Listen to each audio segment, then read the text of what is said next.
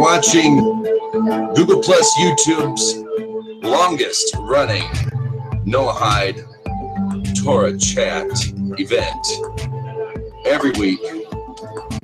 This is the Nilvah Nexus, and nothing says professionalism like the it was a terrible fade, wasn't it? So that nothing sounds professional like no fade on your music.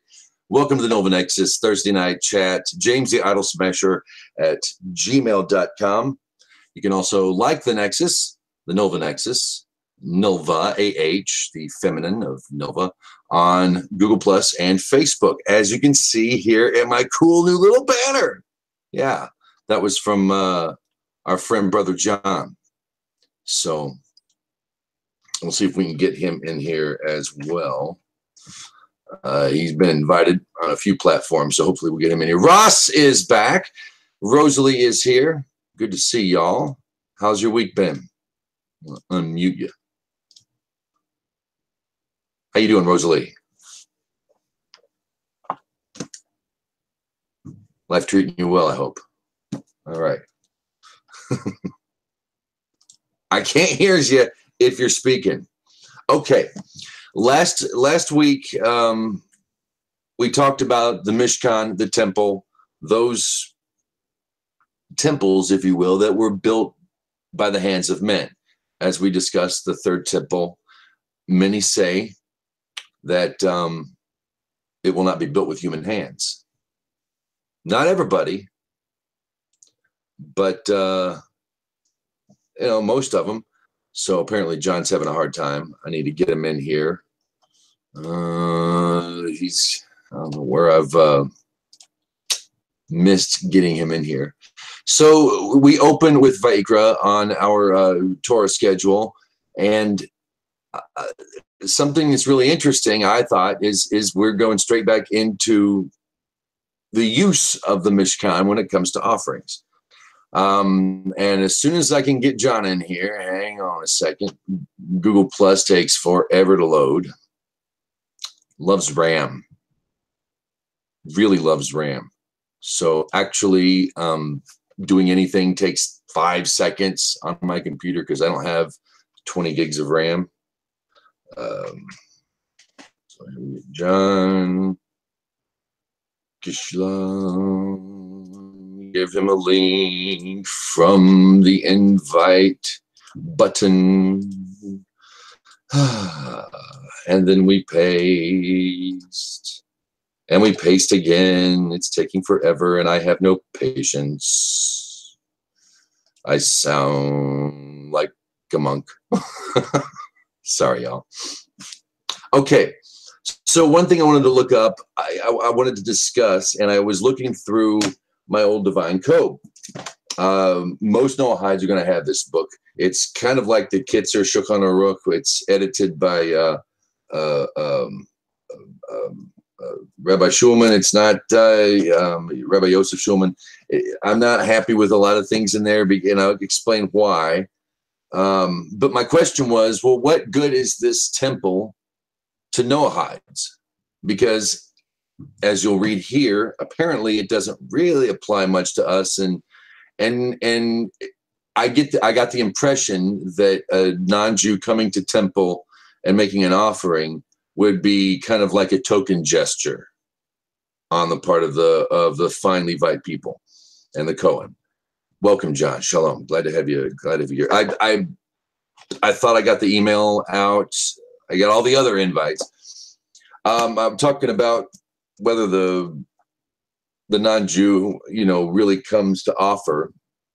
And my first impression, or my first in-depth look at a lot of Judaism was out of the Divine Code. And it talks about sacrificial offerings. This is under the fundamentals of faith. It discusses that in the first part of the book. And I'm reading from the second edition. There's a first edition, there's a second edition. Still volume 1. We're still waiting for volume 2, I guess 8 years on. Maybe one day, we'll see. It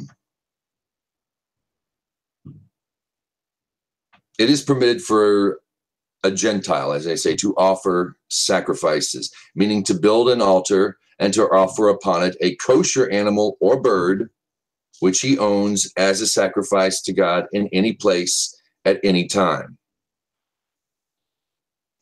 The only one it goes on to say that's allowed is an elevation offering or a burnt offering.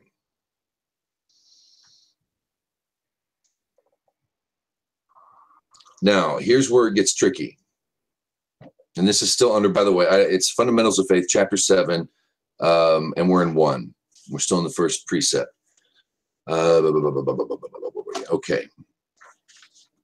However, Gentiles must not bring peace offerings, which have parts that are to be cooked and eaten by the worshiper and parts that are to be burned on the altar. If one transgressed and made a sacrifice in the manner of a peace offering, i.e., he verbally said, I intend this as a peace offering, it appears that he is forbidden to eat from it, even if he intends to do so for the sake of God. Rather, the animal or bird must be designed only as a burnt offering, even if one did designate his sacrifice as a peace offering. It should nevertheless be performed as a burnt offering, as it must be completely burned. Excuse me. He talks about the Rashi. Gentiles must not bring peace offerings. Rashi on Leviticus 3:1 explains the name peace offerings for a class of sacrifices that Jews are to offer in the Holy Temple because they bring shalom, peace. Since various parts of these sacrifice go to the altar for burning, to the Jewish priests for eating, and to the owner of the sacrifice for eating. Based on Torah, Kohanim 3:156, in contrast, burnt offerings are completely burned on the altar. It also says here 145, and I believe this is not from Rabbi Moshe Weiner, who actually wrote the Sefer Sheva Mitzvot Hashem, which is the actual book. This is an English translation edited by Michael Schulman, and Rabbi Yosef Schulman helped out as well. It says, appears to the author from Rambam, Laws of God's Chosen House, 6:15 and 16, that a Gentile is forbidden to sacrifice on the Temple Mount even when the temple is not standing. Since the holiness of the temple is eternal, regardless of a temporary destruction, no sacrifice may be offered there unless it is performed strictly in accordance to the Torah laws of the temple, which preclude a Gentile from performing a sacrifice in that sanctified place. Rather, a Gentile's animal sacrifice that he brings to the temple is to be performed on behalf by Jewish priests. See Responsa, Tzitzit Eliezer, Volume 10, 110, and Volume 15, Chapter 54, citing rabbinical opinions that a Gentile is forbidden to enter the temple area. He bases this on Ezekiel 44:9, Kings 1:8, 41 through 2.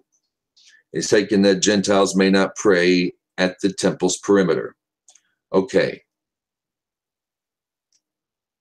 It goes on to say, and that's in the footnotes, it goes on to say, I'm going to finish off the first section, which is why I want to bring this up. Likewise, Gentiles do not have any of the other types of sacrificial offerings, such as a sin or guilt offering. It is also forbidden to derive physical benefit in any way from a burnt offering. One who does benefit from the sacrifice is disgracing his offering and his service to God, and he is stealing from a consecrated object and is possibly liable to death by the hand of heaven for this transgression. See Tosafot Rosh Tractate, Yevamot 71a. Okay. Now that goes on to that one part. It's meaty. And there's a few other things in the footnotes I'm not getting to for the sake of time. But doesn't it give you the opinion that a non-Jew can't bring a peace offering or a meal offering, right? Sure. I mean, that's what I got from it. Yeah. All right. Hang on. I mean, after listening to what you just read, I mean, I don't know why anyone in their right mind would still want to be a Gentile. Because I don't know which Chumash is gonna. I don't know if one of the Chumash I'm using is gonna tie into exactly what I was saying. I do want to talk about Vayikra's opening, the meaning of it. I've got a whole bunch of stuff ready for that, but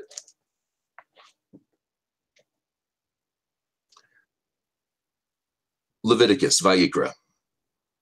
We begin studying that in the Parsha. This is our opening. It's the name of the Parsha. It's the name of the book that we're studying. Leviticus, Levites. This is the priestly aspect of the law, and dealing with not only the nation of Israel as priests, but literally the priests themselves. We get all that from Leviticus and other places, but this is dedicated to that. He says, speak to the children of Israel. When a man from among you brings a voluntary offering to God, you should bring your offering from domesticated animals, from cattle, so forth and so on. We're going to move on. If a person fails to bring an offering that he has promised, if a person, this is saying the words like Adam, opening when a man, over here in the Hebrew, it's Adam. So this isn't a Jew. This isn't from among the children of Israel only, or the congregation of Jacob. It says when a soul, a man. The Rashi, I believe, I was on the Chabad website at work looking at all this, and it means a soul. If a soul brings, and that's language later used. If burnt offering from goats and from the bird, there's an unbaked meal offering. If a poor soul vows to bring a meal offering to God, a poor soul. If you vow to bring, meaning that could be two people. I looked that up too.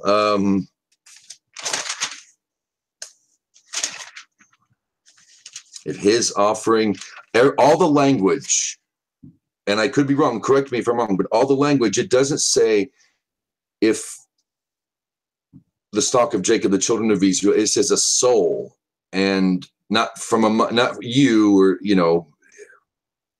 it says a soul. Now, I brought this up in one of the groups I'm in and asked, about this conundrum that apparently a Gentile can't bring. And I've worked it out. I'll get to it. So I go to them and I said, what is it about this non-Jew can't bring an offering? It has to be an elevated offering. I understand we can do it now and why there's no temple, but in the context of the Torah, Sava Chlorphine came on and said, look at the Matfir. So I go look at the Matfir, which was in Exodus. I want to say it was 28, but don't quote me on that. It's been a few days. And it talked about the red heifer. And this is an eternal covenant with you and those who join you. Again, the Ger.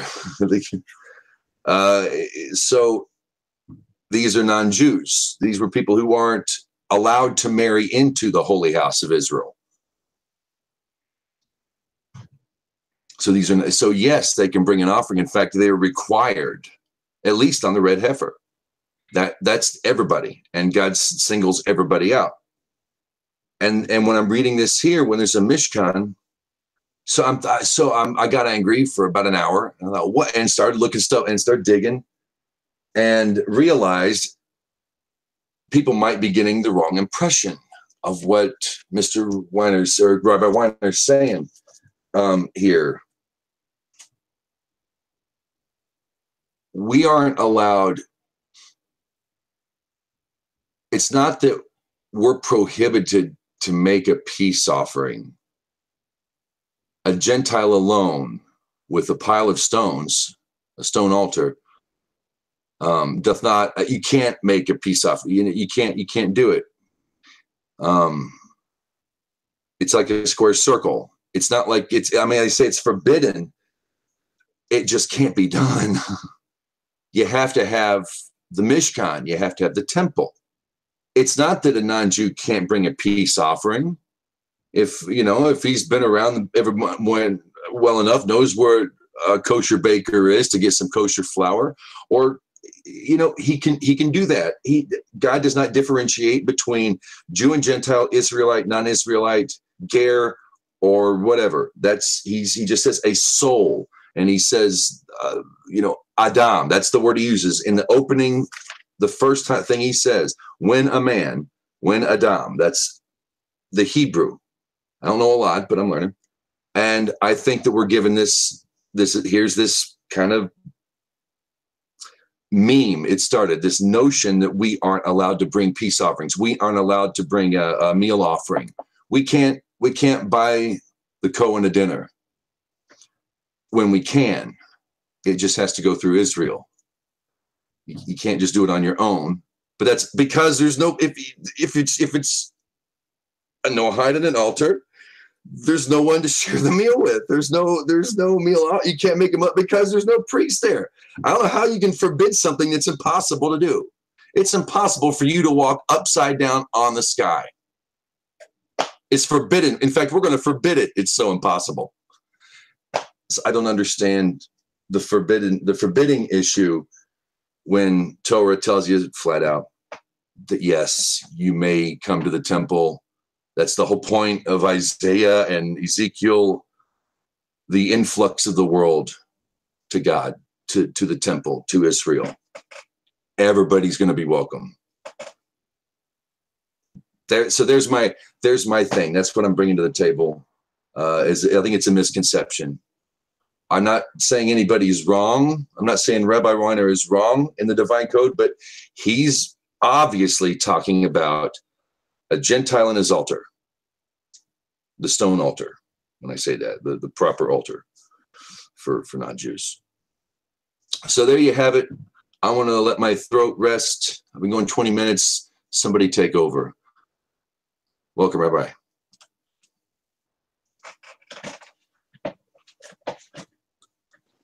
Yeah, I'm pretty sure that I mean, I'm not entirely sure. I don't even know how it really works, but I'm pretty sure the question is, so what is the question to get it down to a nutshell, James? What is your question? Can a non-Jew bring any sort of offering at the temple? Is that your question? And you're saying that you're saying the 7 laws of the divine code for Noahides, even it says that it doesn't allow you to do it, or it does allow you to do it, or the Sheva mitzvot of Noah says you can. I don't. Like I said, what I read to you word for word, and it's pretty straightforward, but you miss it because the term in the Chumash where it says Adam, it's referring to an elevated man. It's not referring to any sort of Joe Schmo. When you say elevated, it's using Adam as the ultimate man, the primordial man, the Adam and Eve man. So that would be every man. Oof. I would personally disagree with that statement that Adam refers to everyone. But I guess if you want to take the Bible literally, yeah, sure. What chapter verse are you guys talking about? The first sentence in Vayikra says, "When a man shall bring an offering," it uses the term Adam. Adam shall bring an offering. No. Other terms, soul wants to bring from the soul among you. All right. So the ethnic, tribe affiliation. But I have to tell you that I'm not sure who kind of puts these ideas together. I guess, is this from the Divine Code? Is this how he's quoting it? The seven laws. Right. Yeah.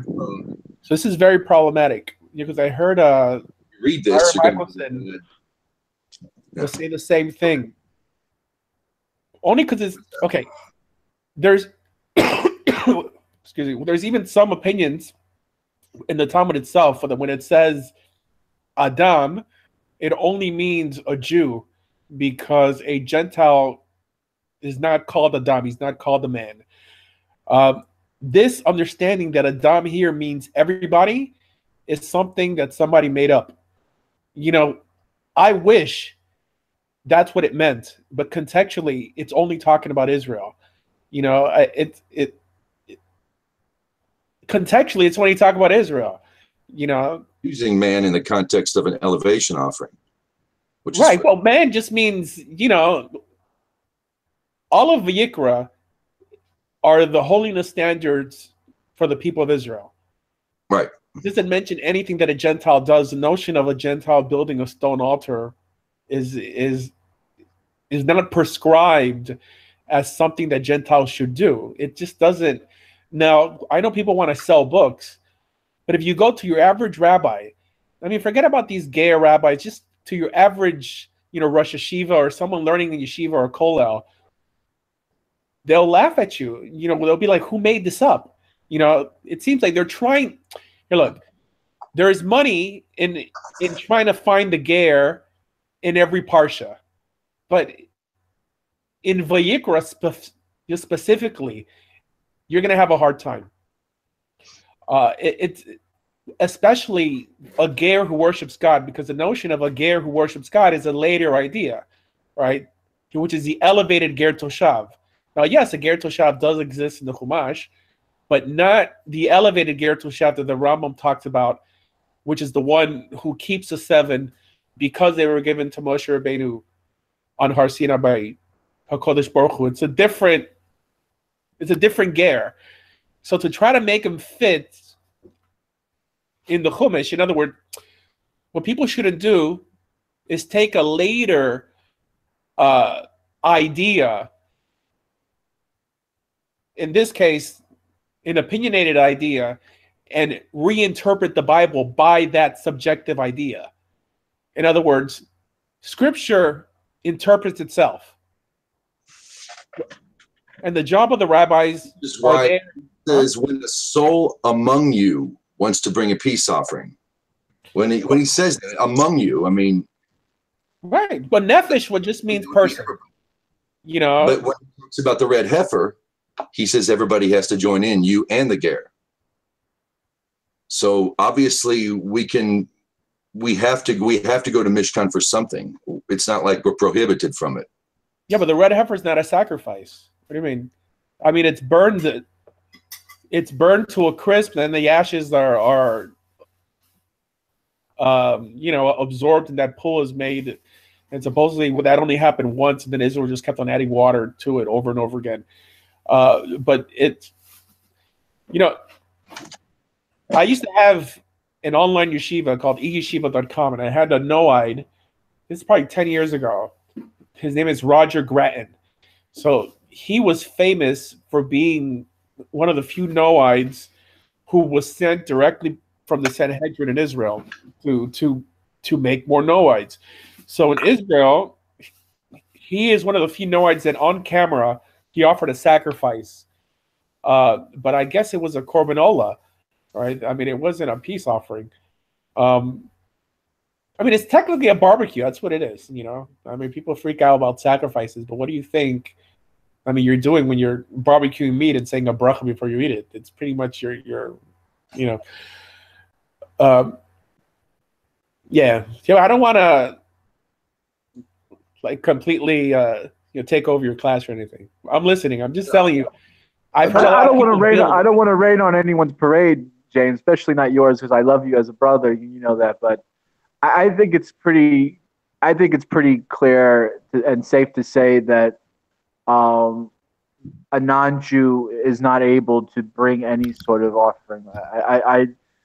And when it comes to a ger, I think that's how the process works. Back then, when people converted, they did the brit, the mikvah, and a sacrifice. So maybe that's what it's talking about, how the ger has to join in, that terminology of ger has to join in for the sacrifice. Maybe it was like a finishing, the final step in the process, but so not just any, you know. Go ahead. What were you going to say? Eternally in the time of the temple, the first temple, a ger toshav. Well, legal ger toshav. It does say, well, there is one sacrifice that a Gentile could bring, but he doesn't bring it to the altar, and it's during, I believe, it's either Sukkot or Shavuot. Of course, he doesn't bring it to the altar, but he can't make a contribution to the priests. Right. So it's during Sukkot. I'm pretty sure. I find that hard to believe. Really hard to believe. So they say that there's 70 bulls that are sacrificed on either Sukkot and Shavuot to represent the 70 nations of the world. And on that day, Gentiles are allowed to bring offerings as offerings, not sacrifices. But that's the only, I'm saying, like from a rabbinic perspective, well, this is what someone would have learned in yeshiva, but this notion of someone offering sacrifices alongside Israel in the desert that weren't in the covenant, this is absolutely new. I mean, what does Rashi say there? Rashi describes a soul. I see. If I start opening windows on my computer, it's going to slow everything down. I'll look it up. Thanks.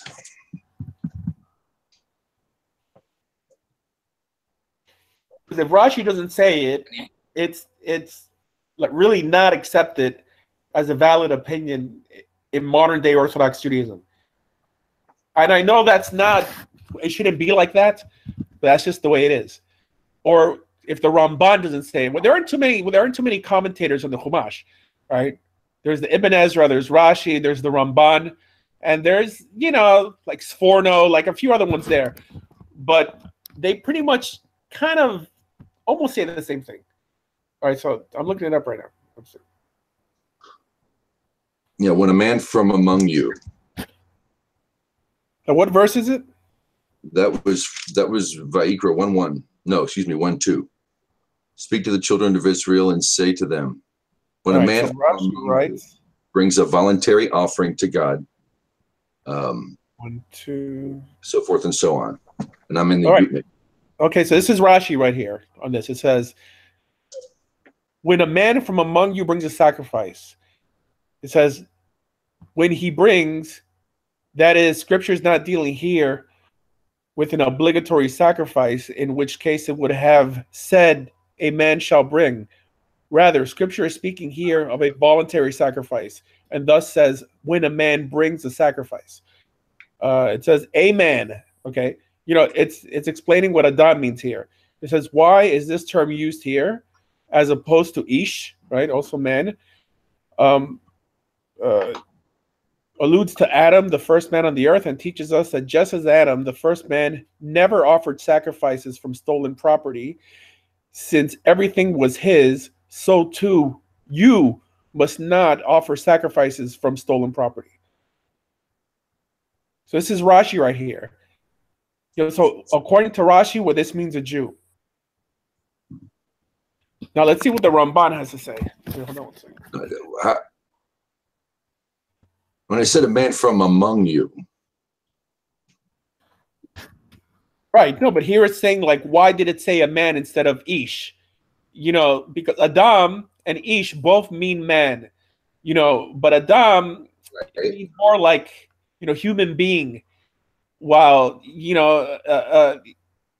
ish, what just means man. So Rashi is getting into it and saying, like, why does it say Adam instead of ish? So like if Rashi would have agreed, he would have said that it says Adam because it means Gentiles among you or righteous Gentiles among you, but that's not what it says. I'm just saying, well, let's look at, Make the distinction. But you can look it up on Chabad.org. Chabad.org has Rashi with the Chumash. Hold on. I didn't see anything that would disqualify a non-Jew among Israel bringing an offering to the Mishkahn.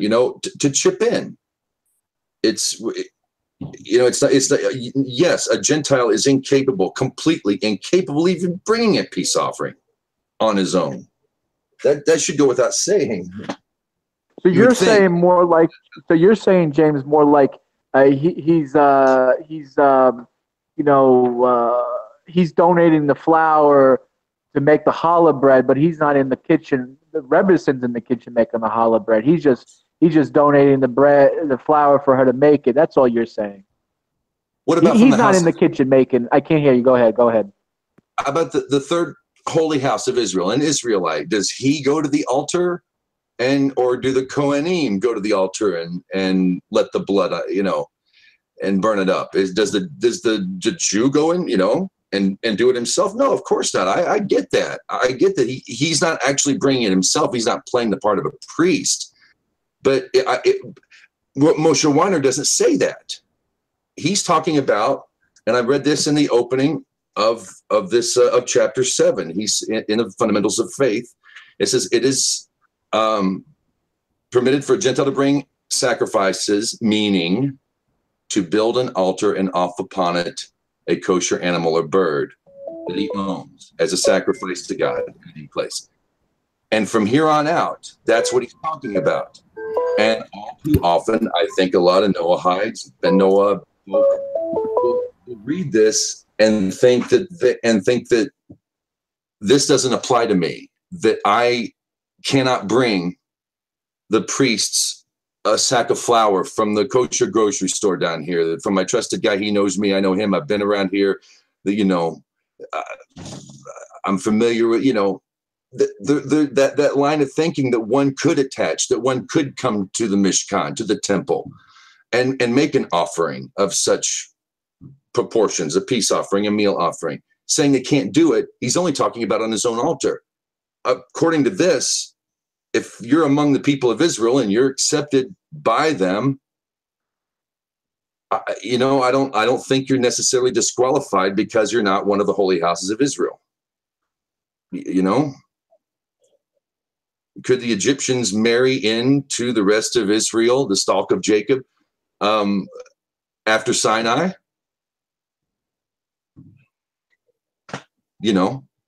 How Jewish did everyone become when hearing God's voice? Could everybody just marry willy-nilly, save the Levites? That's what I'm saying. I'm not sure that we are disqualified, like many have been led to believe. I think by just a mix-up, Yeah, I don't think anyone is saying that, James. I actually don't, honestly. I think the problem, of course, I mean, that's silly. I mean, that you're telling me they're going to reject some tzedakah? What, that doesn't even make any sense. Why would you reject charity from a non-Jew? That doesn't even make any sense. So I don't understand the disagreement there. You're with me now that I know exactly what you're talking about and how you're explaining yourself. Now I get it. But for anyone to think that, a non-Jew, even a Noahide who's somewhat, better than the rest, idol worshiper, I think it even says in the Midrash I was reading this week that that idol worshippers could bring things and you accept it from them. Donations. They couldn't slaughter the animal or anything like that, but they could accept the donations from them. So you're on point. Well, that's kind of hard to believe. I mean, an idol worshiper in or among Israel, they have to be put to death immediately. So because that's one of the 7 laws, that has a. Yeah, I don't know. I read that in a midrash this week. I found that interesting. Maybe I'll get the book and I'll read it. Hold on, give me a second. It was in a Rambam. He said, we accept it if we accept we must, if we accept tzedakah from an idolater, give it to the idolatrous poor or the Nokri poor. I think Yeah, but that's in exile. In other words, that's like from a Christian or like depending where you come from, a Muslim, but not in Israel proper, and for sure not in the temple, because idolaters aren't allowed to live in the land of Israel or even step foot in it. Is this why there's a prohibition about Gentiles not being able to pray at the perimeter? Pray of the temple? There was no prayer done in the temple. No, it's saying that a Gentile can't pray at the perimeter of the temple. He has to back off a bit. Oh, right. Well, there's a courtyard, right? I mean, the courtyards are separated, but I don't think that was a Torah command. I think that's more of a rabbinic command. I'm not sure.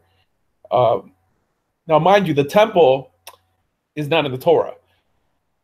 The Mishkahn is in the Torah. So what the temple is just a base, a stone base, and what's on top is the actual Mishkahn. And that's the only thing that appears in the Torah. So nobody walks into the Mishkahn unless you're the high priest once a year on Yom Kippur.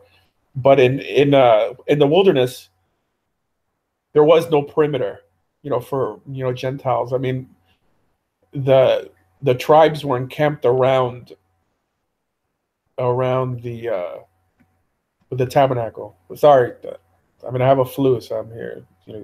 I may sound kind of weird. But, yeah. Ross, any thoughts?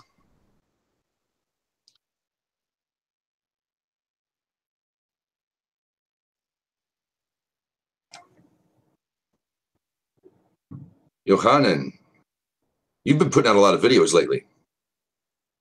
Yes, I have. I'm trying to look through some notes here. I don't really have anything off the top of my head to add, really.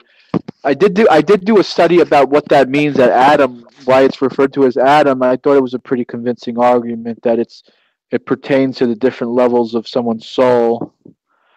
But that's if you accept that sort of way of thinking. I mean, some people might not accept that. Right.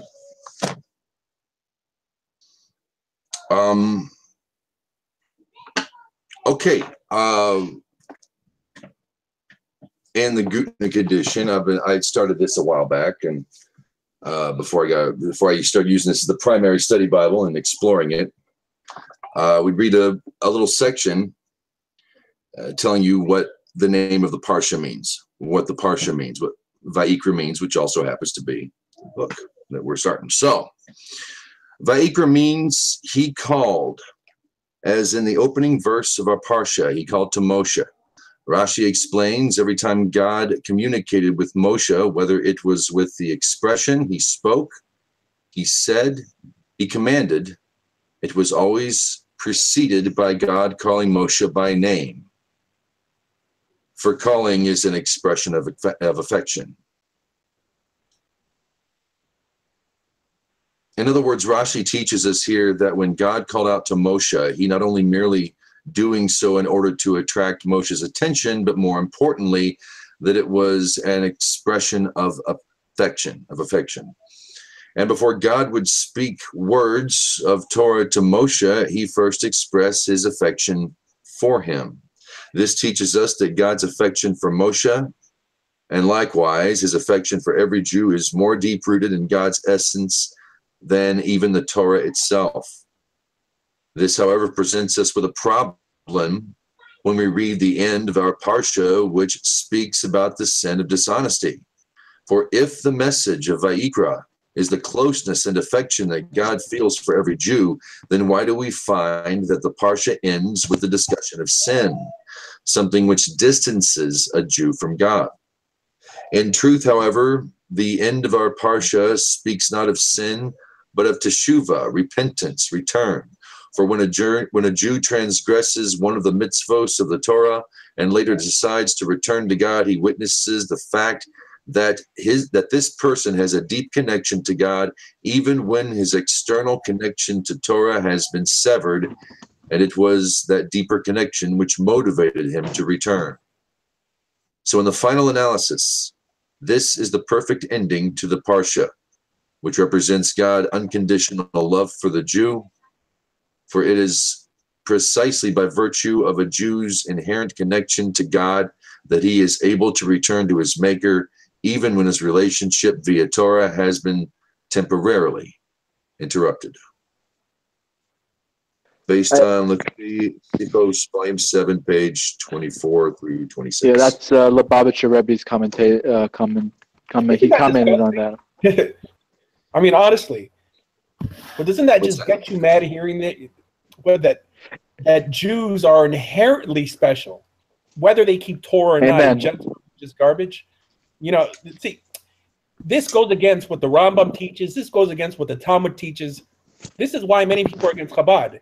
the chutzpah of the Rebbe to say that Jews are inherently holy and Gentiles are inherently garbage. And unconditional love, the Almighty's unconditional love for a Jew, whether he keeps Torah or not. I mean, doesn't that bother you? I kind of, when I read it, when I hear Jew, usually when I read those comments, when I read that from, I usually throw in Noahide too. I usually say the Jew and the Noahide just so it's politically correct. You know what I mean? Anyway, I got here the Midrash before. I don't want to stay on camera too long because it's going to waste the minutes. But if you look at the thing here I'm reading from the Midrash, it does say that who is eligible to bring a carbon, a sacrifice. It says every Jew that's a man and a woman may offer. But it also says up here, it also says that an apostate Jew that even doesn't even keep Shabbos can bring one, and even a non-Jew that may be an idol worshiper could bring one in hopes that he will renounce his false beliefs and accept the Almighty. It says that, and become a Noahide. So it does say that.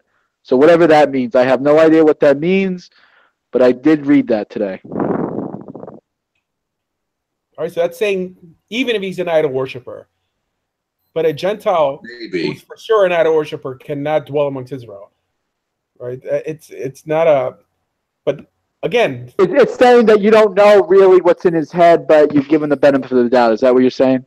Well, I mean, I'm really curious at where they got that from. I mean, that statement, because how would they bring it? I mean, is there like a Gentile sacrifice depository or something outside? Yeah, but anyways, in terms of adding in Noahide or Jew to all this stuff, that would make sense, because what makes a Noahide special is his decision to choose a certain path, but not because he was genetically disposed to choose this or because of the blood running through his veins. You understand? Yeah, so it still doesn't even make sense if you add Noahide in there. I mean, I think that Gentiles should be a little more upset at what Chabad has done. I mean, it's made Jews more anti-Gentile than ever. I mean, mind you, it was Chabad in the 60s who started the Noahide movement, mainly because they thought they were living in the Messianic age, and they, anyways, I'm just telling you that it's not just Chabad though. I was watching a Sephardic rabbi on YouTube. He's big. I always forget his name, but he was saying that. Say it again. Was it Armon Yitzhak, or the Yemenite guy? No, I'm saying Chabad in the 60s started the whole Noahide movement that we have today. Well, he was even this Sephardic rabbi was even saying that you shouldn't even accept Gentile blood because the Gentile blood is has a different nefesh in it and a different soul, and it might change you. It might make you crazy. And what? Go ahead. Stupidity is not prejudice to whether you're Sephardi or Ashkenazi. I mean, as we're hearing now. I just want people to know that this is not rabbinic Judaism. This is not the oral law. This is Kabbalah. So because I know many people who've been interested in Judaism, and when they hear stuff like this, they leave. And they think that this is what the Talmud says. This is what the rabbis say. No, but there's a big distinction between a rabbi who has smicha, who was in the Sanhedrin, and a rabbi who lived 100 years ago. There's a big difference. So there's other alternatives out there. It's not just to be a ger or to be Chabad. There's more diversity that you don't see so much in the States, but in Israel, you'll see a more diverse opinion on Judaism and what Judaism teaches. Just in case anyone is hearing, because I think anyone, I mean, I'm a convert, okay? My family's not Jewish. My mother's not Jewish. I mean, my wife is Jewish and my kids are Jewish, but to think that my mother is intrinsically impure and her soul is, from the Sitra Achra, from the other evil side and all that nonsense, because Chabad teaches that if you convert, it's because you were always Jewish, which really waters down Judaism to say that the only reason I chose Torah was because my soul was calling for it and not because it made sense to me, right? But the reason most Jews don't attack this more is because, it's not affecting them. And most converts know that if they speak out, they'll be put in their place or probably be kicked out of the synagogue. Right? I mean, I don't really give a crap either way, but I'm just telling you that we should be a little more pissed off when we hear stuff like that, and maybe. Yeah, I actually read that article from you, James, about that convert woman that felt a little like she couldn't speak out in the synagogues about her opinion. I actually enjoy that article that you posted. I just want to give you props for that. My pleasure. Unmuted. All right. Yeah, go ahead, Russ. What do you got to say, man? Well, on the one hand, you did say that there are articles out there that do say that, only Jews count and non-Jews are just trash, or they don't count, they don't matter. And when somebody reads something like that or hears something like that coming from a Jewish source, that person may not know it, but they've unintentionally just caused anti-Semitism. You're a little low. You're a little low, Rose. Can you turn yourself up a little bit, just a little? Is this better? Yeah. Now I can hear you. Okay. So when they read or hear something like that non-Jews don't matter, they have just really for anti. If I don't matter, nothing I do matters or counts, then what the hell? I might as well go back to church, leave the guys alone. I'm bound for hell. They were right in the first place, so let's just go back to church. What do you say? I mean, what I've heard from my Catholic father over the 30 years of my life is a lot worse than the stuff that I read in the Kabbalah. Let's not. Does it kind of offend me? Like, I'll tell you something that it kind of. When I go to Minyan, I don't count. You know what I mean? I don't count in a Minyan. Yeah, I'm not. I don't count.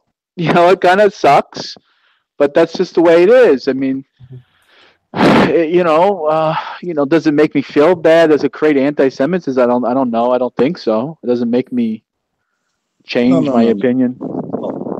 I posted a lecture from a prominent rabbi from Yeshiva University who attacks this question.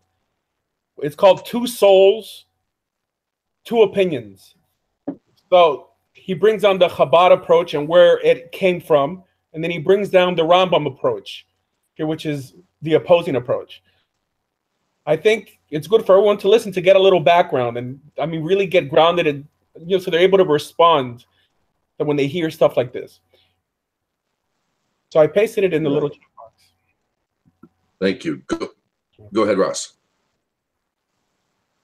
Okay, but again, the whole purpose of this idolater or individual who is coming from the outside to bring an elevation offering is to A, denounce his idolatry, and B, elevate his soul to the position of accepts Torah. The thing that God hates the most is idolatry, and that should be the business of Torah, is to abolish idolatry.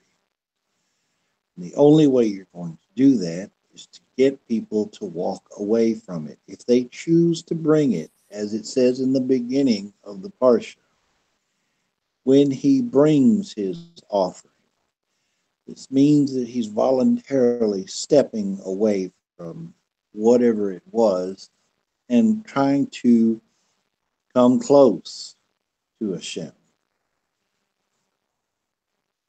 And as far as any other offerings and the continual language of soul, nefesh,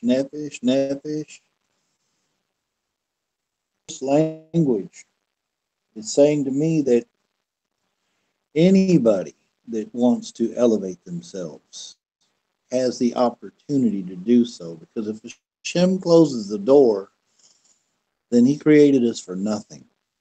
No reason, no purpose, no chance, no hope. Well, that's what I would argue, that why don't you just elevate yourself completely? Why don't you just go 100% all the way and be a Jew? Just make the best and the highest aliyah that you can ever accomplish in your life. That's what I would say. That's my argument. So Hadassah. I can convert even though my wife and family will not. Is that what you're saying? I should convert solely just by myself? Yeah, if one converts, you have to convert your sons too. I mean, that's a tall order there. I mean, there's a lot of things that people do in the conversion world, but it's not in the Talmud like this. I mean, as a matter of fact, you could convert without even your wife converting and without your kids converting and not even living in a Jewish community. You should challenge these rabbis when they say, like, well, these are the rules. I mean, ask them, where is it in Shulchan Aruch? Where is it in Mishnah Torah? Where is it in the Talmud? This stuff they made up. So, I mean, here's the thing. If I would start a conversion event, to convert people living in the boondocks, they'll be like, who am I to convert anyone? When according to Jewish law, you didn't even have to be a rabbi to convert somebody. But I'm just saying, we can't. Look, somebody told me a great scenario the other day. He said that if you have a pothole in the street and people keep on breaking their ankles on that pothole, well, does that mean that you have to build more hospitals or you have to fix the pothole? In other words, the Noahide movement is really growing because it's reactionary, because Jews are not keeping Jewish law, right? Jewish law, I mean, just read it. Sirabia, chapter 14 of the Rambam, Masechet Yevamot 47, Yoredea 268. It says the exact same thing, and the rabbis completely ignore it. So instead of saying, I'm going to create a new existence for myself, tell the rabbis, why don't you keep Jewish law, right? This is why I don't trust any rabbi who makes his living educating Gentiles instead of fighting the system, because I'm pretty sure they know what the law is, but they just don't care. I mean, as long as they get a paycheck. Now, of course, I have an axe to grind because I'm a convert myself, but it really shouldn't have to come to that. But no, well, according to Jewish law, you could convert even though your wife doesn't convert, even though your kids don't convert. I mean, it's going to be a problem because you're going to be sitting every day when you're living with her. You're not supposed to be living with a Gentile or even a Jewish woman, not your wife. But, I mean, you could technically convert. But who says that she can't convert either? I mean, she could convert for you, I mean, just for political reasons. There's an instance in the Rambam, there's a tshuva in the Rambam, that they bring a case of a man who's having an affair with his maid, and his maid's a Gentile. And they ask him, do we kick him out of the synagogue? So the Rambam says, no. He says, convert the woman and they should live in peace. Love that. So conversion is ultimately just a political status. It doesn't have to be a spiritual experience. I mean, ultimately, becoming Jewish absolutely means nothing.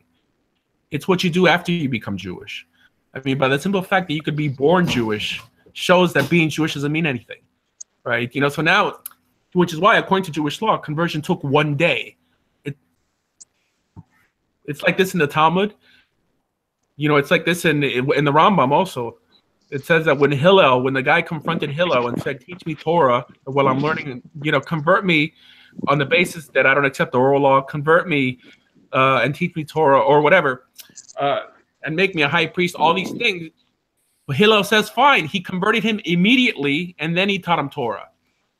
And that's what the Rambam teaches. The Rambam says that first we inform him of some of the commandments, and then a second time, while he's already in the water, inform him again. In other words, nowadays, when they throw a big party after you convert, like the conversion is what made you Jewish. No, so what makes you special to God? Yes, the conversion makes you halachically Jewish, but it doesn't bring you into that covenant with God. That's not what we're celebrating. Because you could be born halachically Jewish. We don't celebrate that either. There's, 90% of Jews in the world are unreligious. We're not going to celebrate that. I guess maybe if you're Chabad, you celebrate it. But, yeah. Go ahead. I don't want to. It's just, to me, it's like what you say, Asher Mazer. I mean, you there's no guarantee that B'nai Noachide even gets into heaven. There's no even guarantee that this is even. I mean, we're arguing about things that even we don't even know is even the right way of doing things. I mean, it's just like, why don't we just go with something that we actually already have set up? Mind you, there's no guarantee that the Jews are going to get to heaven either. It doesn't talk about heaven, but I believe in a heaven. and I believe Right. Noah do have a share in the world to come. I mean, I personally believe that, but I acknowledge that it's an opinion. I mean, we don't know But that. why don't you? Yeah, but just go with the guarantee. You want to bring a sacrifice? I mean, if you're really, James, if you're really foaming at the mouth, like to bring a sacrifice to the temple, we have a way to do it. Go with the way we have to do it. Why do we have to come up with some sort of new way, some loopholes in the system to get it done? Go with the way we already have it. That's what. Well, anyway, I don't know. That's what I think. I just want to understand what it's saying. Okay, so you're coming at it from just an educational point of view. Is that all? You're like a Jethro. You're like a Jethro. I'm not. I have no aspirations to kill a creature to prove God that I love him. I have no aspiration. What aspiration? No, I'm not. I find that to be posturing, personally. I find it. I think it's posturing. It's a strut. It's meaningless. Like you said, that midrash about Yisro, God knew he was a convert before Moshe or Jethro himself knew he was a convert. God accepted him. Boom. When he said the words, "I now know that the God of Israel is greater than all gods," might not have been Jewish, might not have been able to marry, Moses' sister or whatever, but God accepted him. I don't. I like to add here. So I'm not asking. I'm not asking whether we should be building altars or should we look forward to the barbecue. I mean, of course we should look a barbecue at the temple, but if we are to take offerings and make them prayers in exile, and if this is the example that we're set, because I don't see anybody teaching, non-Jews how to build stone altars in the backyard. It's about, I don't like for instance, I think it's Ginsburg wrote the Kabbalah for nations, and it says that he has less of a soul unless he's Jewish. He has no connection, no direct connection to his creator. I find that to be hogwash. I maybe I'm wrong. I'm sorry. Non-Jewish people have souls too. I believe they have the same recourse to their maker, not the same relationship, but the same recourse to their maker that anybody does, Jewish or non-Jewish. Mm-hmm. And that's the point I'm trying to get. If we're going to teach people, you can't bring a meal offering, you can't bring a peace offering, you're not allowed, stay away. Well, for those Noahides, if you're Noahides, that means you're going to Israel to get this information. You're reading Jewish Torah, not messy Torah, not Christian Torah. You're getting it from rabbis. I don't like the idea of teaching them that they don't have recourse. I think that's a bad move. I don't know who started it or where it comes from or what order is responsible for it. I don't care. I think it's a bad move. And I think it goes along with something that, that Ross and Asher were saying. It's bad news that you're intrinsically better by DNA. I think Ruth is proof that can be otherwise. Most definitely, Ruth can prove that can be otherwise. So at least for women. There's something I like to add here, quick. Again, too. Here, okay, in Torah times, in the wilderness, Israel was only allowed to eat meat that they sacrificed. In other words, really, it's a rabbinic law that allowed Jews to kill meat that wasn't sacrificed on the altar. So this ties into with giving the nevela to the ger. In other words,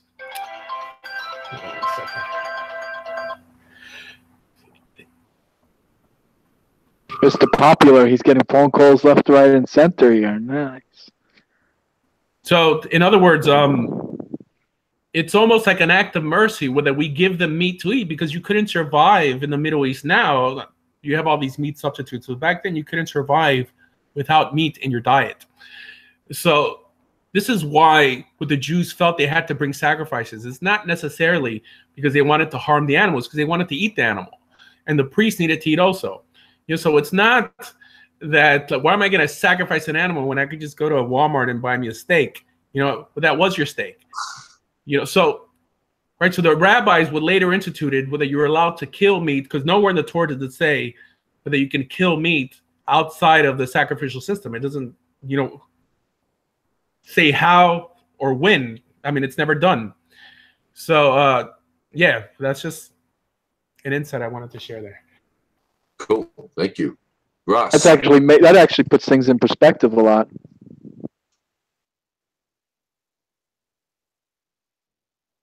Ross, you're going to say something.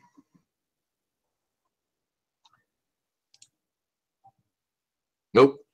And we lost Hadassah. There she is. Hadassah. Hey. I'm sorry, I was muted. Oh. What were you going to say?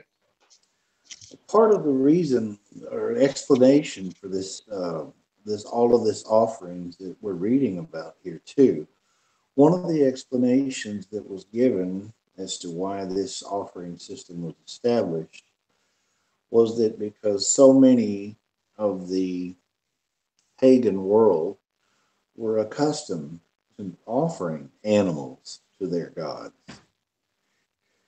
And as a way or a door that was open to get these pagans to come away from their sacrificing or offering of animals to their false gods was to have this system set up. This is one explanation that I've heard. And then again, too, if you look back, there's also the teaching, expression that the Torah was offered to, I believe, Seir, which would be Ishmael first. He rejected it. Then it went to Esau. Or is it Esau? This is Seir.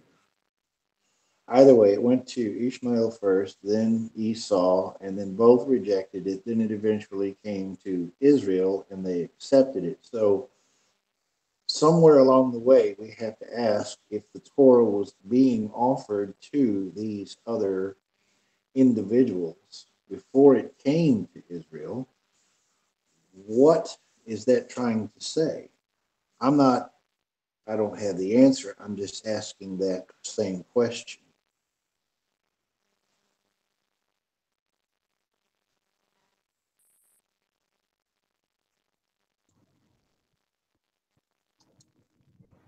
Hello? I hear you. I'm delayed. My mute button's on another device. I have to switch. Sorry. Hadassah, did you want to add anything on the subject? I haven't had a chance to talk, so.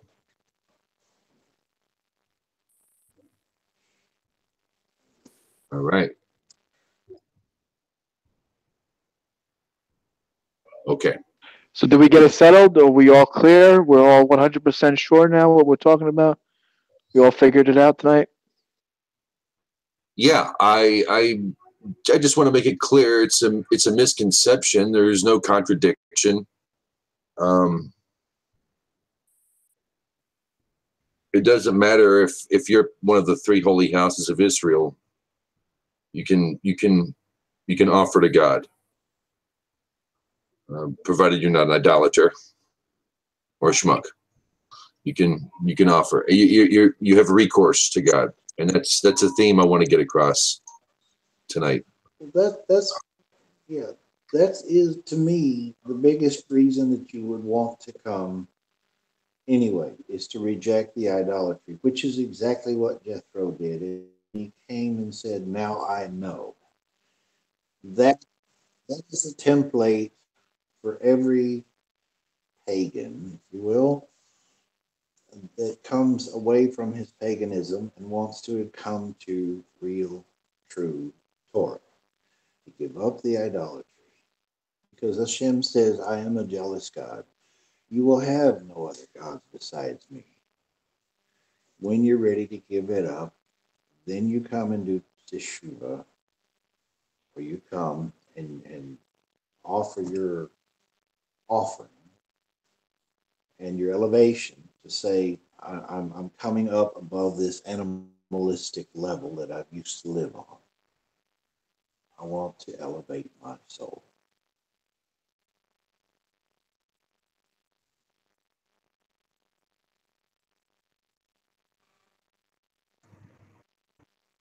Why is the dead silence? Did I lose connection? I'm working to try and get. No, listening. I muted her. Rosalie, I just muted you to test to see if I could do it, but you were not muted before that. You having a hard time talking? We're having a hard time talking. I guess a lot of people can't get their mics working tonight, huh? Me, it was a little bit of confusion on my part, but I got it figured out. I think we've answered all we can answer from it. Oh, hang on a minute. It's just that there was a point in time earlier in the broadcast that everything kept getting bunched up, bottled up, and robotic, and I was having a hard time hearing early on, but things seem to have smoothed out.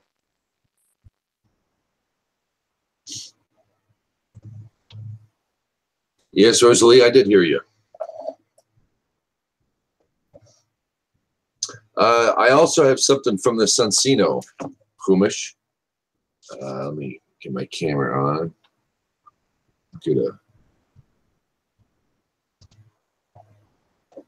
So you can hear Rosalie, because I can't hear Rosalie. Can you hear Rosalie? I cannot. Oh, okay. Rose, why don't you try reloading the Hangout? Me reloading a Hangout? No, Rose. Maybe Rose. Yeah, Rose. So, does anyone have any sort of good follow-up? I was any good follow-up? Follow-up. Anything good to add for this week's Torah portion? Does anyone have anything to add? We just lost the rabbi. We lost Hadassah. We lost Rose. Yeah, James is holding up a book. This is a Sansino. It's Sansino. The notes in the book of Leviticus. I was going to read this. I thought it was interesting. There's a lot of great notes in here too, and so here we go. It's a antiquity and Mosaic authorship.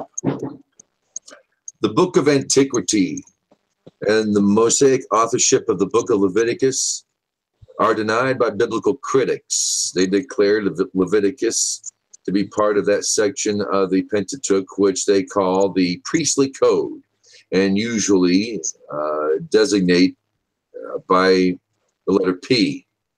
This priestly code, or P, is supposed to include, besides Leviticus, some portions of Genesis and Exodus, especially the chapters on the tabernacle. The 28 chapters of Numbers, they maintain that while some portions of P may be earlier than others, they are all edited or written by Ezra and his school and are an integral part of the law of Moses in the year 444, before the Christian era, or very shortly thereafter. It must be clearly understood that this idea of a priestly code and of its late origin is nothing more than pure hypothesis, and that there is not a single shred of evidence to show that it ever constituted a separate work. In fact, the whole documentary theory, as propounded by Julius Wellhausen and his followers, i.e., that the Pentateuch consists of separate documents of different dates and authorship, rests on unproven assumptions. It is easy to make any theory look plausible if the facts are selected or trimmed judiciously And biblical critics are most judicious with their selecting of the facts and in trimming them to suit their purpose. When the facts are against their theory, the facts are altered to pronounce to a latter gloss in the passage in which they occur, or the critics declare the whole passage to be sheer forgery. Irreconcilable differences between the documents are created, leading to a complete reversal of Israel's story. And the principal support for the topsy-turvy presentation of biblical history and religion is the alleged existence of these irreconcilable differences between the documents. It is all reasoning in a vicious circle. Finally, outstanding scholars like Professor Sayce have from the first pronounced of the documentary theory of the Pentateuch to be baseless fabric of subjective imagination. Others have come to share his view, realizing more and more the inseparable objections to the theory of the late origin of the Leviticus legislation. The whole critical theory is today being questioned on fundamental issues. Nevertheless, the popularizers of the theoretical literature ignore altogether the existence of any other opinion, that of the critics, and they continue to write as if the lateness of Leviticus were indeed one of the finalities of scholarship. That nothing could be further from the truth will be pain to any student who will take the trouble to consult the following books: The Early Religion of Israel, The Problem of the Old Testament, Sanctuary and Sacrifice, Essays of the Pentateuchal, whatever that is, and Die Wittgenstein-Ischensen, gen die Graf Wellhausisch Hypotheses. And yeah, it's all in German in italics. So that's my best German. I hope I'm not offended our Jewish viewers. I love sauerkraut and Zibieren. Es besta. Okay. I always liked the people who go for the documentary theory. They're big on the documentary theory. It just snowballed over time. And people chose to live their life by deliberate fiction and ignorance because it answered unknown questions about the universe. That's what they teach you in college. I think I heard Rosalie. You did. Yeah, we hear you. You hear me? Okay. You sound like you're coming in from the back of a truck, but we can hear you. Okay, well, hey, I'll shut up then. No, it's good. No, I'd rather hear you from the back of a truck than not hear you. I unplugged my microphone. Yeah, I don't know how I like it that what you just read. I have to chew on it a little bit. The documentary hypothesis is actually a pretty decent theory. You have to. The question I would have to ask is, you do know that the original Torah wasn't written in Babylonian Hebrew, right? Elzer the scribe did compile the Torah that we do have now into the new language, and so it doesn't change anything of the way this words make sounds or anything. It doesn't like change the meanings or anything.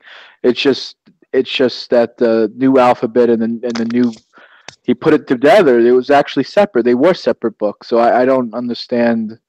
Anyway, whatever. It's not something to dwell on. It doesn't really mean anything. But just to say that anyone who it's not okay. It's okay to question, because even the Talmud has questions about why does Deuteronomy end the way it is, and why isn't Deuteronomy part of Joshua, and stuff like that. So there are questions about that, and rabbis do ask questions, and it's always good to ask questions, and it's nothing wrong with that. And like we did all tonight, the whole hangout was about asking questions. So, I mean, it's a good thing. Yeah, there were, I think, 5 scrolls when the temple was coming down. They had to choose from, and Ezra had to make a decision. And then, and also Noahites love to always bring up, oh, the Book of the Covenant. Oh, there was this Book of the Covenant. So you also have to, if you want to believe that there was a Book of the Covenant from Shem, then you also have to believe that it was compiled and composed and rewritten and added to and developed over time. So this hypothesis theory actually plays into the favor of the Noahide. Well, to slap the Noahide upside their head, then Moses wrote down the Book of the Covenant, which was oral until then. That's what you get from the Torah portion, that Moses apparently, at least the impression is, that he was the first one to have written down this Torah of Shem. Everything from Shem to Abraham to Jacob, Isaac, all of it. Right, that which had been passed down to that point.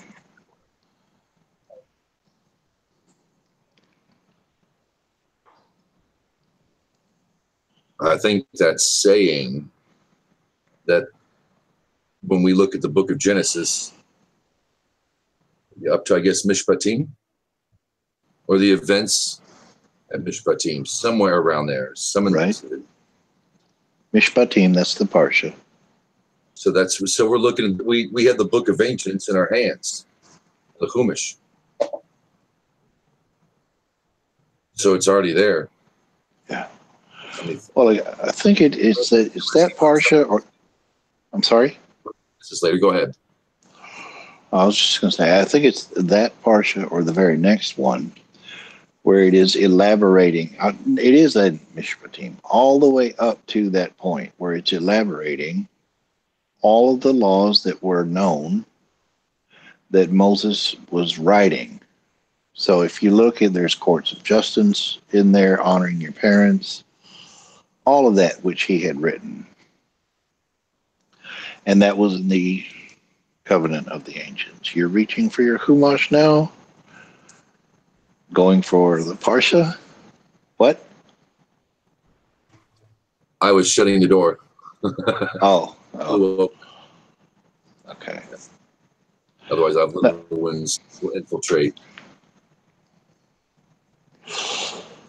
But again, yeah, she's sweetie. She's a sweetie.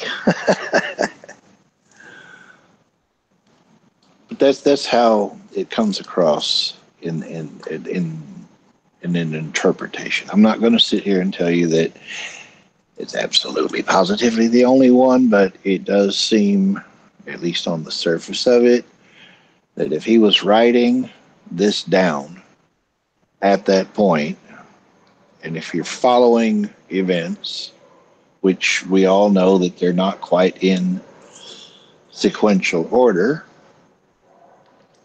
but it gives the appearance at this point that he wrote it all down prior to going up, because Hur, as I pointed out, was still alive prior to his ascending for the first set of tablets, which we know the event of the golden calf happened while he was receiving the first set, the first tablet.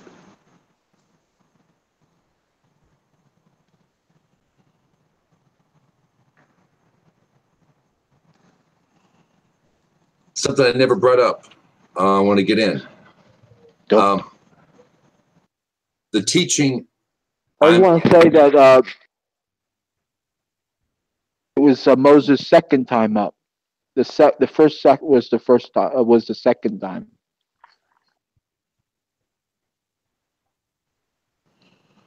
The first set got broken after he came down to the golden calf, wasn't it?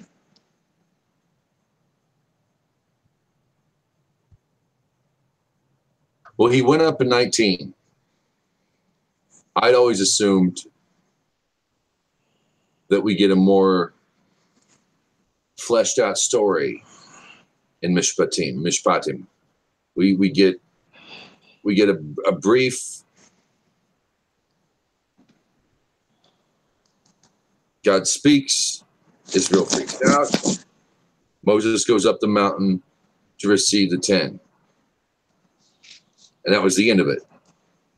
And then we kind of seem to start over.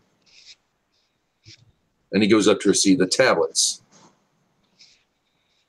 Moses went up 3 times, right? Moses goes up. He talks to God.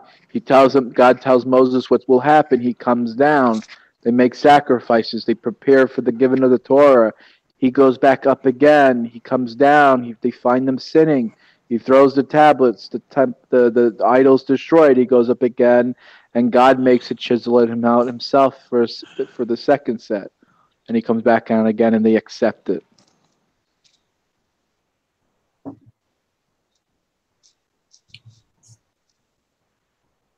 So anyway, the point I want to get at is it's about proximity to the Holy of Holies. And I know we're in exile or semi-exile or whatever, but just in your mind. If you're a foreigner, so foreign, and you show up to the temple, say the first temple, they might not know you too well. They might not just let you up there to give them anything. Obviously, they take an elevation offering. But if you dwell closer, like those on the perimeter, they're not of the 3 holy houses, but they're there. They're afforded more opportunity to properly contribute to the temple. Whereas a foreigner might not know what to do, protocols, if you will. I don't want to say that's a terrible way to look at it, but in modern vernacular, protocols, might not know where to go, how to do it. He might have to stick around for a while. He might have to take some classes, might have to, learn about this thing first. So it's all about proximity to the Holy of Holies. It's not that non-Jews are cut off, or that, like the Ginsburg's book, where a non-Jew has an undeveloped soul, that there's no recourse to God. He has to become Jewish. Then he can talk to God, kind of a thing. It's not. No. I mean, if that's the case, pardon me, but if that's the case, explain to me Jeremiah chapter 35, the Rechabites. What were these non-Jewish individuals doing, working on repairing or maintaining the temple structure, the walls at least, and its doors? What were they doing there if the non-Jews didn't amount to anything? And the same situation goes in chapter 5 and 10 of Nehemiah. What were these non-Jewish people doing there that Nehemiah felt compelled to step in and become the governor for them? There's a saying called maybe you heard of it before. I don't know, James. There's a saying that says, "In Rome, you do as the Romans do. When in Rome, you do as the Romans do." You ever heard of that? Yep. Well, it comes from the Bible. You know how I know that comes from the Bible? Because the Bible teaches us that we have proper etiquette. When it says that when the angels visited Abraham, they ate, right? Even though angels don't have to eat, but they did what Abraham did. They ate. And then when Moses ascended to heaven, he did what the angels did. He didn't eat. It says that Moses didn't eat for 40 days and 40 nights. So that the point I bring that up is it seems kind of silly that a non-Jew wouldn't do the same thing. Like if a non-Jew's coming to the temple, then he would just do the same thing that they would do. It just makes sense, no? Makes perfect sense. It's kind of profound. Sure. Now the angels, if you will, humored Moshe, or not the angels, and then when we get to Moshe, he humors the angels. I mean, what a lesson, if you will. Moses was did- I- definitely in a different dimension. I did a study on my channel. I did a YouTube video. I think people would check it out.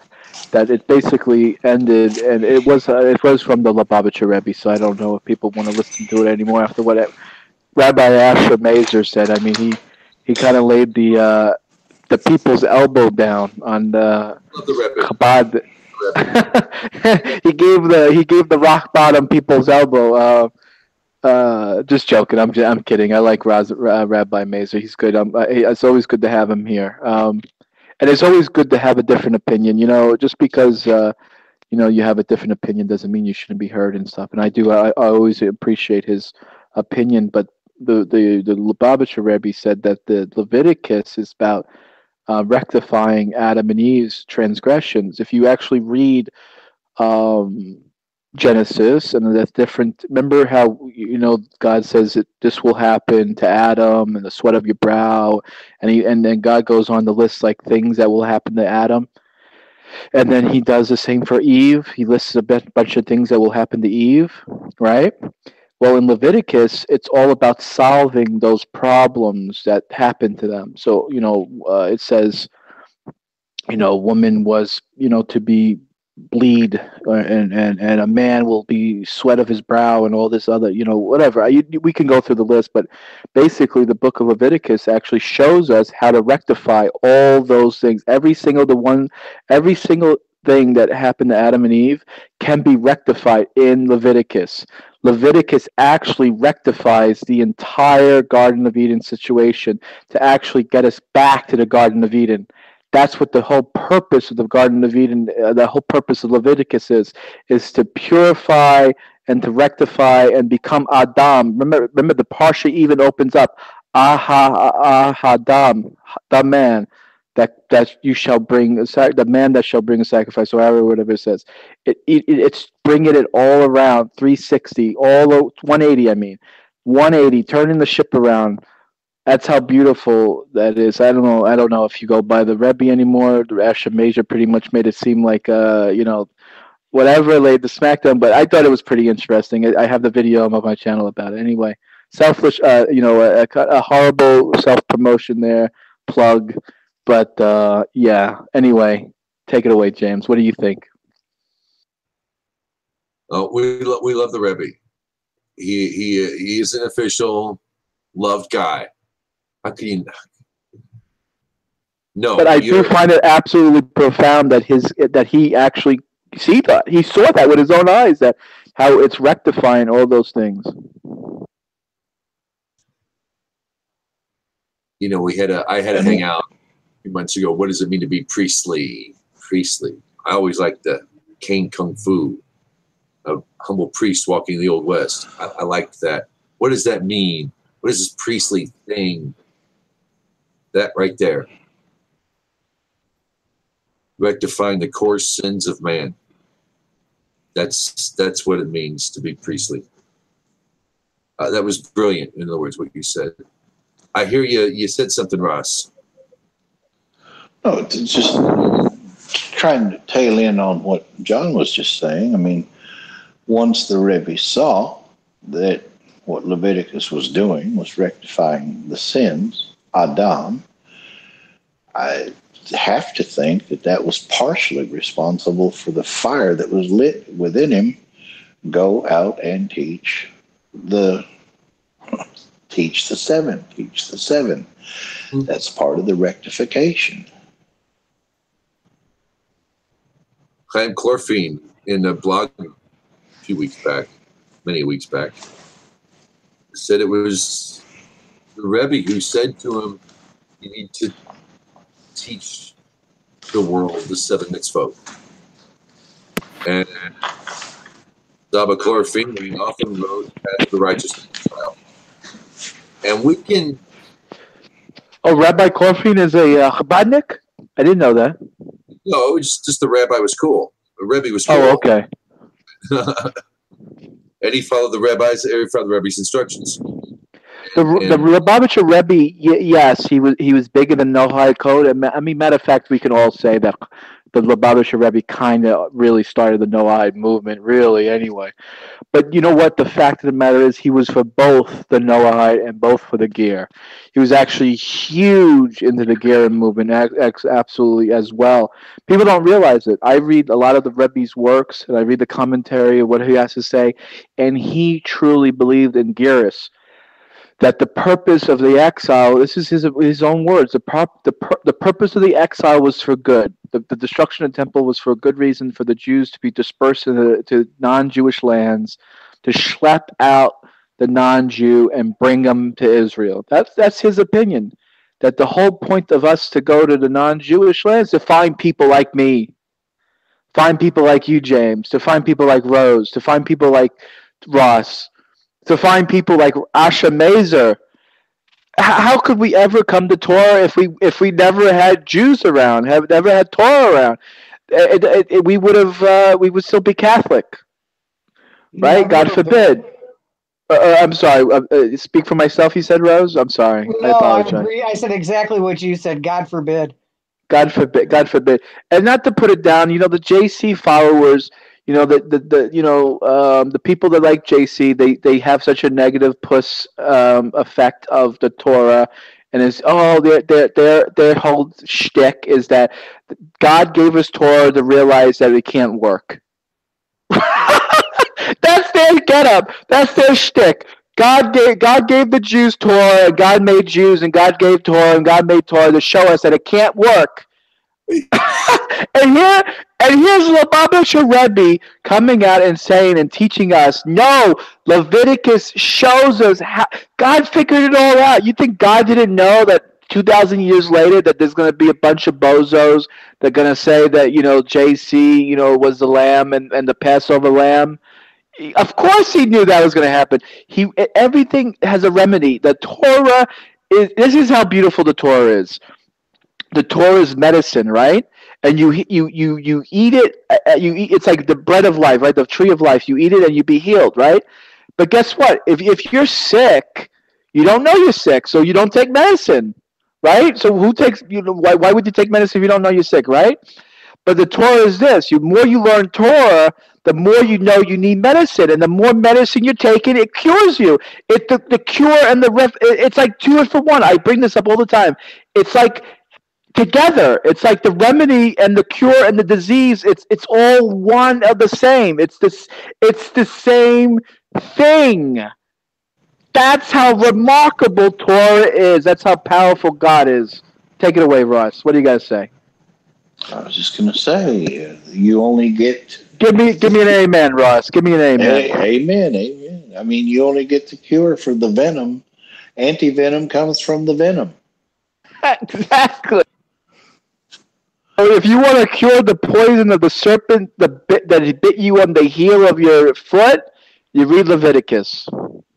And God always gives us the antidote and medicine before it happens to begin with.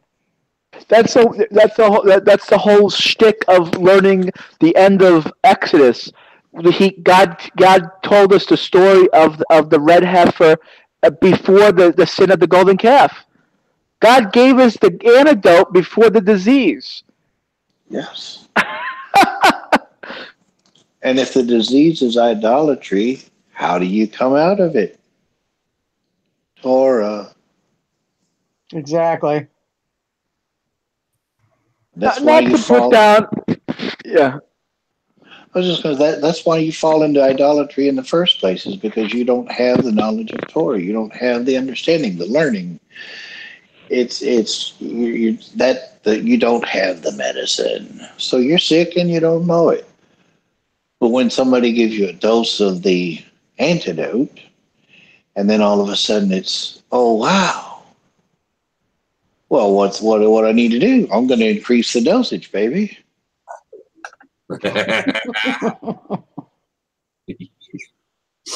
I know my mic was on. I don't want to seem like I'm putting down the JC followers, but I'm a big fan of JC. I'm a big fan. I like Christians. I'm a big fan of Christians. I'm actually extending my hand out to them. I've been going to different Christian shows lately, different Muslim shows. So I'm reaching out and I'm trying to, not to, hey, I get it. You see the world in a different way. I get it. It's hey, whatever floats your boat. I just want to, I don't want to seem like I'm putting down anyone. But anyway. No, Rabbi Katz, who loves the Rebbe as well, he was talking about how Christianity, it was a Ger movement gone wrong. It was headed up by the wrong people, Romans. But it's working itself out. Even the Christian. That sounds terrible. That's like Good Samaritan, isn't it? That's a horrible thing to say. It's working itself out. Even folks that come in and they seem like they're far off, they're working it out. They're working out the very same thing. Everyone's going to come to the same conclusion. We can either be, goosed into it with a poker, hot poker, or we can go willingly. It's up to us. It's up to you. But. Well, yeah, I mean, go ahead, John. I'll talk in a minute.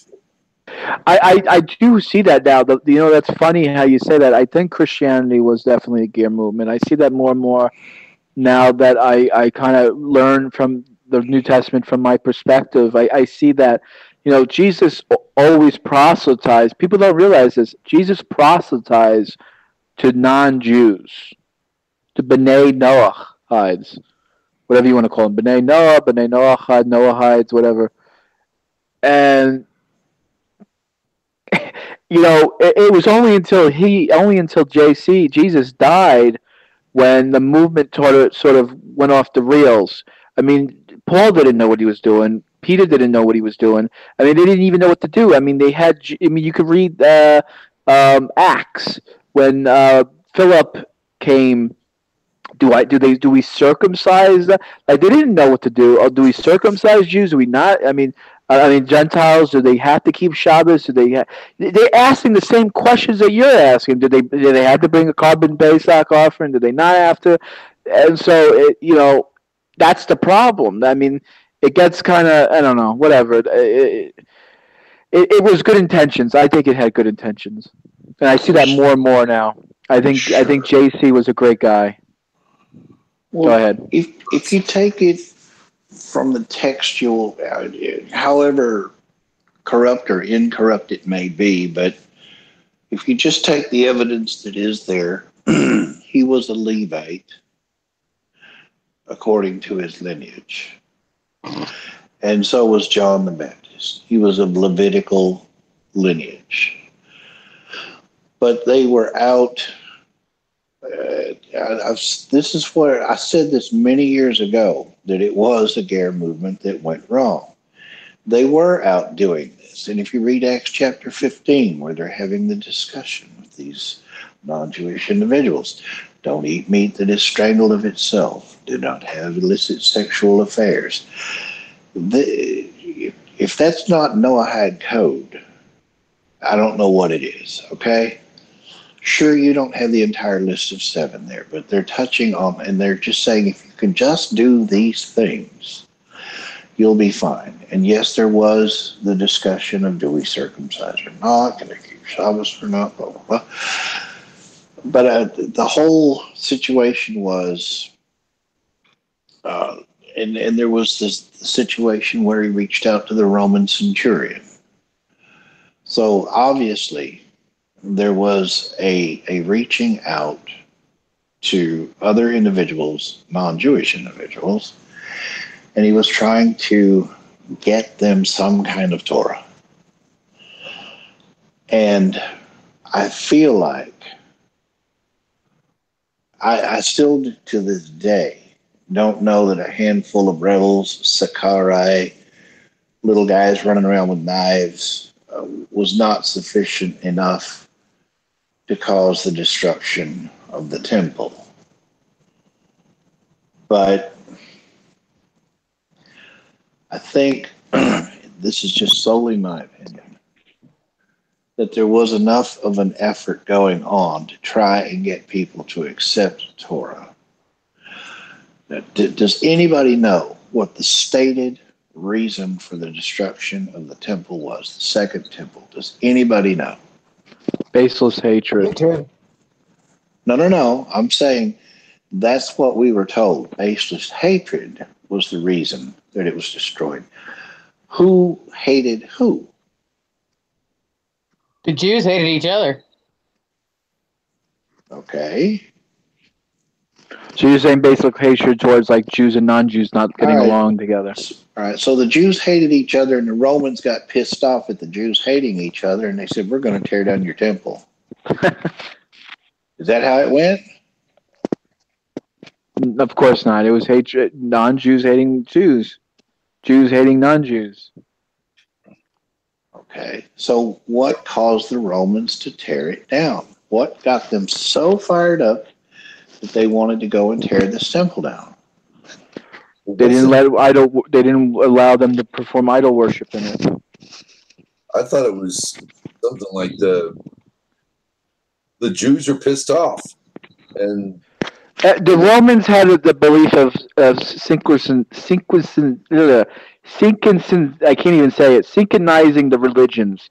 They were big into making each religion, whether it was Babylonian, Egyptian, Greek, Roman, German, to synchronize with each other. Synchronization. Exactly. Assimilation. The Jews did not want to do that. Exactly. So they said, we're going to make you do it. We're going to tear down your temple. We're going to burn your Torah scrolls. We're going to kill all your scholars. We're going to kill all of your teachers. We're going to take you out of the land because you can't be a light unto the nations if there's no nations here. We're going to scatter you, just like the Assyrians did, just like the Babylonians did. Okay, we're going to take you out. And they tore up the land and burned it on the way out. There goes your Ger movement. Now, the ultimate synchronization of all religions. You're familiar with Osiris and Mithras and all of the other, born on December 25th, had 12 disciples, died, rose on the third day. All of these characters in history, and JC was just one of many. Right? Correct. Well, that's why I always say JC, because I mean I don't personally know if Yashka was actually the same person of the New Testament. Well, I'm just saying the legend has the become myth of Christian, right? The leader of the Christians, the Christ, is obviously a false pagan deity. Exactly, because his modus operandi, his MO, is the same as Mithras, the same as Osiris, the same as countless others, or at least a dozen others. There you have the blending of the religions. They're all coming in under this one little roof. Right. I mean that's basically what Christianity is. Basically, a synchronized religion of Judaism into Romanism. I mean, if Romanism and Judaism had a baby, it would be Christianity. There you go. And you bring in the Mithra worshippers along with so many others. Right. This is why we have to separate the two of what Peter, Paul, Peter, Paul, and Mary, like it's like the band. No, this is why. This is why we got to separate the actual real Yeshua, Yahashua, the actual man, the real Jew, with Christ because of this. I mean, what was I going to say? I was going to say that I think it's religion is the problem, right? No, I agree with that. The Ger movement, the problem with what happened is you let the inmates, not to be offensive, but you let the inmates run the asylum. Once they lost reins, obviously, JC dies, they don't know what to do. Then now Peter's died. Peter's dead. Paul's dead, and now you kind of made a monster here. You have these Gentiles. They have no leadership, no real role to play, and then they're looking for something to attach to, and that's where Rome comes in and able to manipulated. I mean, that's how I would look at it, I guess. Sure, they created the New Testament. This is going to replace everything you ever knew. They usurped the. But But this is why I kind of agree with Rabbi Asher Mazer here. Is you should have just incorporated, instead of just trying to get a Ger B'nai Noah movement, you should have just made them Jews. I mean, you wouldn't have the problem. You wouldn't have Romans. Oh, let's get these people who think they're Jews. Let's manipulate it and synchronize. You know what I mean? It wouldn't have been. Maybe, I don't know. Maybe it would have still happened. Who knows? I don't know. Well, perhaps there were a number of Jews that were out there or present at the time that said, "No way, no how. We're going to let this guy convert. He's pagan. He's got a pagan history, and the conversion process that we know today is modern. It didn't exist back then. So how would you have converted? But it does seem, though, Ross. Though it does seem that Yashka, it did seem like he was very successful in his conversions. I think his conversions were getting people to drop their idolatry and to accept Hashem and his 7 laws. Thank you. Which, if you can get to that point, I mean, let's just say that's the outer court, if you will. If that person can reach that point, then conversion is still an option. It's out there. But not until you get him to first base, so to speak. Correct. You're not okay. I think one thing that we can. But why would you? But to use your analogy, why would you want to stay on first base? I mean, this is what I said to Rabbi Asher Mazer earlier tonight. Go all the way, make the biggest aliyah you could possibly do, and just become a Jew. Just elevate yourself to 100%. You just made the statement yourself. As far as you can go. I don't buy that. I don't believe that people are you stuck. just on said second that. base. What I'm saying is, if you don't get him to first base, he can't go all the way. Right. I mean, obviously, some people are going to be pagan. Some people are going to be atheists. Right. Sure. And if you get him to first base, then sure, okay, maybe he can. If you can get him, if you can get someone to get first base, you can get him home. That's my point. You have to get him to first base first. You know, there was actually about Rabbi Katz bringing on the new, and they compared what he was teaching to Christianity. I think that there's an indicator, though, that the world might be ready for it. We have Israel coming home. We have plans of building a 3rd temple, whatever that may be. At least they're planning, they're trying. We've got people coming to Torah, coming to Judaism from all over the religious spectrum, all over the world. It wasn't going to work then. The temple was coming down. Like I said, the king was usurped. There was a Roman injection. Same with the Kohen Gadol. A Roman injection, and we don't have to worry about that now. I mean, yeah, we're going to shake off the effects of the exile. It's going to take a while, but I think we have indicators now that we might be on the right path. Well, too, you've got to look at it too, and we know this. We've had this discussion. The Christian, a lot of them, not all, but a lot of them are looking at this. Hey, you want me to give up my get out of hell free card? Yeah. You know, I'm going to be a heretic. I'm going to be a blasphemer. I'm going to be all these weird, crazy, stupid names. And if I give up my get out of hell free card, I'm really going to go to hell. So you've got a lot of work to get these people to first base. Yeah, excommunicated. It's going to take a lot of work just to get them to first base. It took the Israelites 40 years to go from first base at Mount Sinai to home plate the land flowing milk and honey. So yeah, it's a big process, and it's baby steps. That's the whole purpose of their sojournings. These are the locations of their sojournings. That's how it's referred to. The 40. We're going to learn about it in Numbers. So we got a while to go. First, we got to learn all about the wonderful sacrifices, Leviticus, and when we get to the Book of Numbers, we're going to learn these are the sojournings. These are the locations of their sojourning. They were Gerim, meaning they had a destination to go to. That's the difference between wandering. Why was it before the Mount Sinai? Because they were wandering the desert, and then after Mount Sinai, they weren't wandering the desert, but they were sojourning the desert. It's because a wanderer has no destination, but a sojourner does have a destination. So if you consider your gear, those who are listening live on this broadcast, the millions and millions of folks, I would say if God willing, go all the way. Go steal second. Have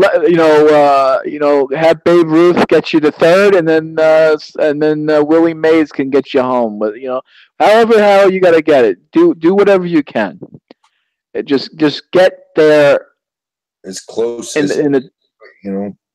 Yeah.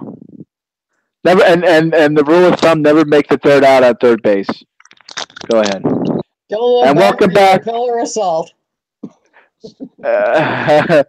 Yeah, don't look back. Right, like Lot's wife. You look back, you turn into salt. Because what does that mean? It means that what's salt. It's like tears.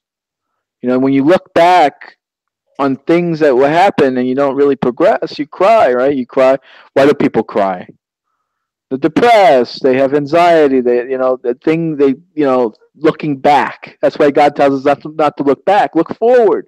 You got a beautiful home to go to, right, James? You got Israel. You look forward to that. Slide into home plate, head first, safe.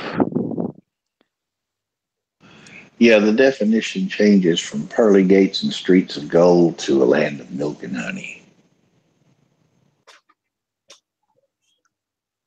One is much more plausible, isn't it?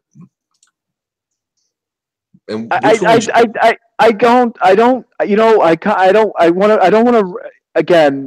want to rag on the Noahide thing. I get it. People want to do it. It's all right. It's whatever. It is what it is. It's not for me. The way I look at it is if we live in the year, it's like the way I put it is riding a horse. You have a car, you have a bus, you have trains, and then you're going to choose to take a car. You're going to choose to take a horse. I mean, it doesn't make any sense. The Noahide, it's outdated. It doesn't make any sense. It's like going back too far. It's going way back too far. We're Abraham now. We're at least on Abraham's level. We're children of Abraham. So you get what I'm saying? So let's move up a little bit. Let's kind of progress. I mean, this is why I did a video on this. This is why I felt like when I was a B'nai Noach, I was kind of left. I was being held back, and I wasn't feel like I was progressing because you know what? When I was a Christian, I at least thought of myself as a child of Abraham, and that I was given a promise, and that Torah was for me, and I was one of God's chosen, and I was there. I was part of the birthright. I was part of the covenant. And then then I was told, well, that's bad. You're wrong for being a Christian. You have to be a Noahide, and that's really who you are. Okay, then you got to be a Noahide, and you're Noah, and then you have nothing. You don't got nothing.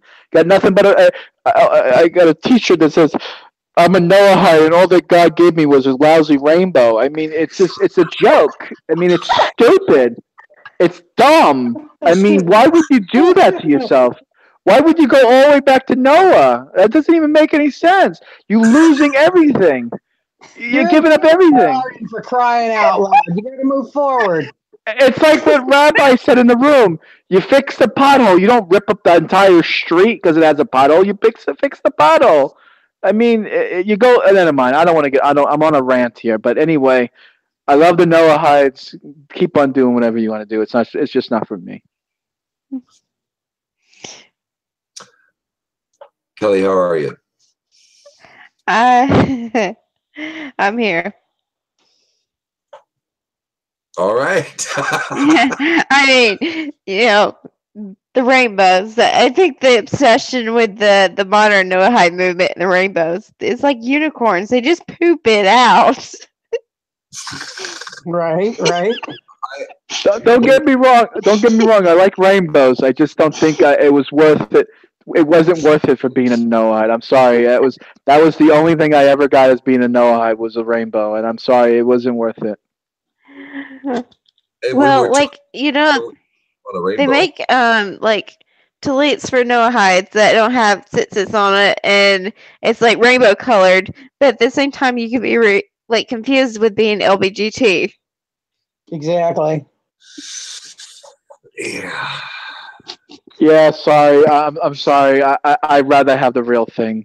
Sorry. Noahide is like it's like fake breasts. I'm sorry. I'd rather have the real thing.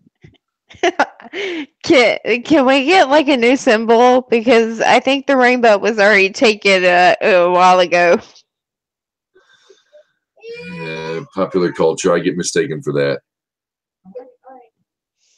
All right, I'm gonna. This is it. I'm gonna mute. If we can't end the broadcast with my rant about anti-Noahidism. You gotta give it a positive ending, James. Give us something good. LGBT. I don't know. No, Rose, give us some Hadassah, give us some wise feminine words. I'll give you Ross, go ahead. There you go. LGBT. Benediction, go ahead. LGBT. Let's get biblical tonight. Yay! Sounds like a plan. I like the Trump one better. Liberty, guns, Trump. How does it go? Liberty, guns, Trump, and beer. Liberty, beer, guns, and Trump. That's there you go. I'm not a big Trump fan, but yeah, whatever. Let's get biblical tonight. That's a good one too. Here, I'll show up. Okay, now on that note, we're going to close the last portion of the broadcast. Those of you who are here, stick around. We've got the afterglow coming up. But in the meantime, if you'd like to join in this discussion and you want to contribute, we would love to have you join the Nilvah Nexus on Facebook and Google+, as you can see here in this fine banner that John made us. We're going to do our little close, a little professional close. So y'all be good on behalf of Hadassah, Yohanan, Ross, Rosalie, and myself, and Asher Meza. Hey, Shabbat Shalom, y'all. Be well, and we'll see you on the flip side. Shabbat Shalom. Shabbat Shalom.